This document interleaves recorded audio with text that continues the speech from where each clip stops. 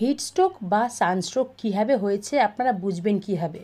তো বন্ধুরা, আজকে আমি যখন পাখির খাঁচায় গেছিলাম পাখিদের খাবার দেওয়ার জন্য, সেই সময় দেখি আমাদের একটা বদ্রি পাখি ঘাড় কাত করে বারবার শুয়ে পড়ছে।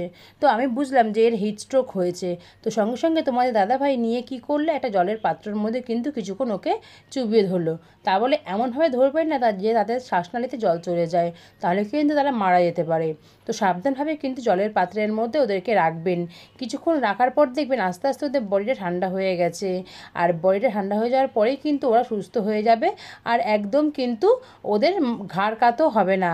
এই দেখো, আমরা কিন্তু কিছুক্ষণ জলের মধ্যে রাখার পর ছেড়ে দিয়েছি। আর ছেড়ে দেওয়ার পরও দেখাবো কত সুন্দর ওরা কিন্তু দাঁড়িয়ে পড়ছে, আর কিন্তু ওদের ঘাড়টা কাত হচ্ছে না। এটাও এ দেখো, এবার নিয়ে ছেড়ে দেবো। এই দেখো কী সুন্দর কিন্তু ওরা এবার উঠছে, আর কিন্তু ঘাড় কাত হচ্ছে না।